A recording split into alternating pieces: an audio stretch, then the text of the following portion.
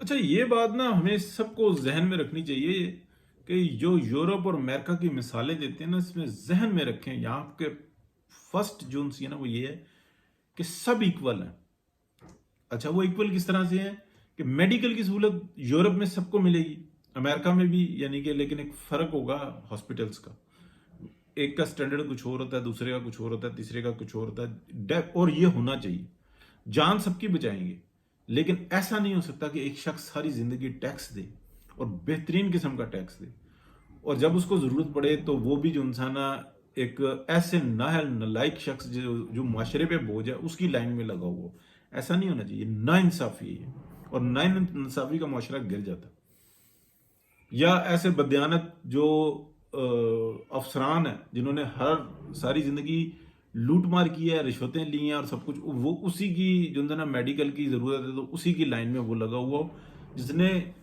کروڑوں اربوں کے ٹیکسز دیے ہوئے ہیں۔ ایسا نہیں ہونا چاہیے، وہاں پہ ایک بالکل سٹینڈرڈ کا فرق ہوتا ہے،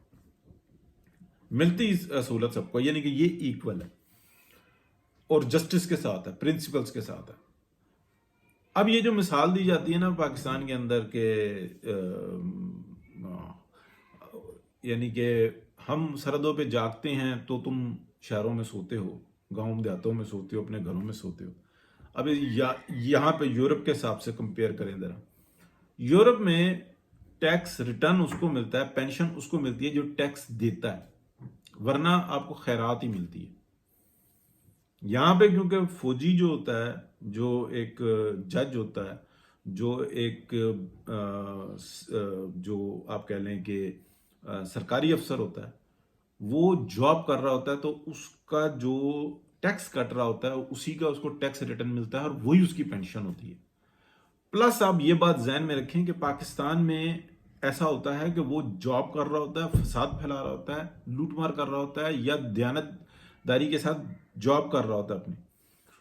ان کو جو ہے نا وہ ایک طرح کا ٹریٹمنٹ ہو رہی ہوتی ہے۔ اس سے کوئی نہیں پوچھا جاتا کہ بھائین آپ ایک 16 گریڈ کے 17 گریڈ کے افسر ریٹائر ہوئے ہیں، یا آپ نے کروڑوں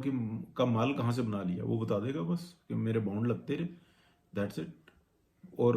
اگر وہ پوچھ لیا، کسی نے ہمت کر لی، تو اس سے آگے کچھ نہیں ہوگا، حالانکہ سب کو پتا ہوتا ہے کہ یہ اس نے معاشرے کو کتنا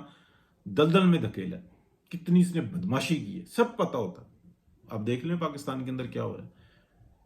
یعنی کہ آپ ایک انسپیکٹر جس کو عام اس میں آپ کہہ لیں کہ تھانے کے ایسے چوز لگے ہوئے ہوتے ہیں، وہی نہیں مان کر رہا ہوتا۔ ان کی ذرا گھر، ان کی پراپرٹیز، ان کی وہ چیک کریں،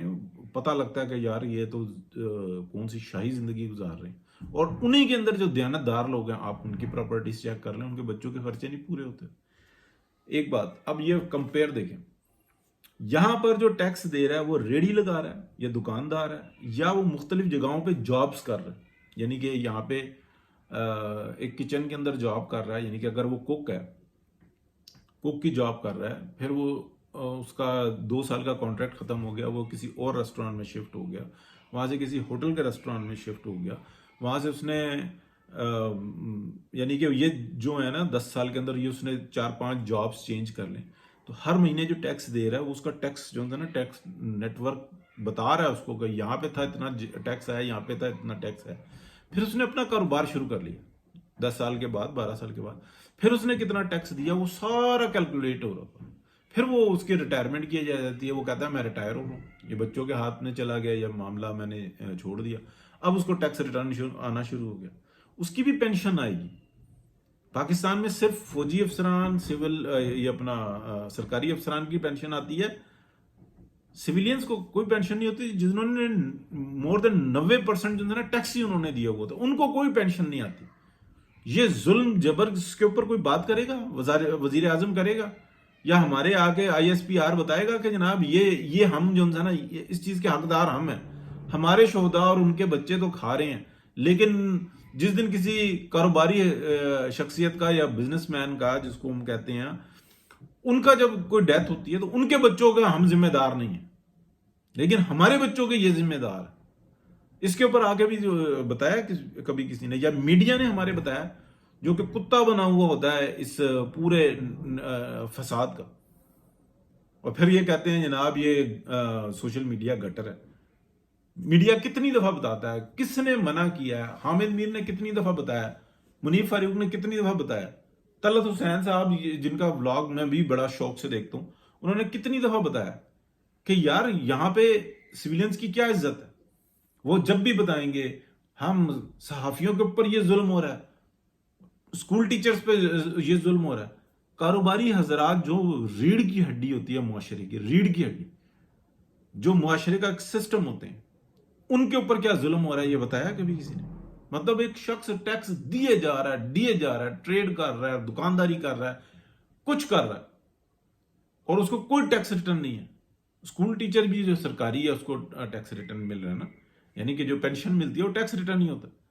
ہر سرکاری۔ اسی لیے تو یہ فساد پھیلا ہوا ہے۔ ایک ہونے کی بات نہیں کرتے، میں یہ کہتا ہوں کہ سب کی بات کریں، اس کے اندر صحافی بھی ہیں،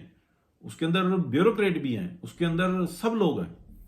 لیکن جب آپ تفریق پیدا کریں گے، جب آپ بتائیں گے صحافت میں ہم مر گئے، لٹ گئے، پھٹ گئے، اور تم ہو ہی اس قابل، کہیں پہ ڈیلیں خراب ہوئی ہوئی ہوتی ہیں، کہیں پہ تم نے کوئی ایسے کمٹمنٹس کی ہوئی ہوتی ہیں، پھر جا کے مار کھاتے ہو۔ وہ جی ارشد شریف وہاں پہ مارا گیا، ارشد شریف کے آپ گانے گاتے سنیں گے، کبھی آپ نے پتہ کیا کہ وہ کن کن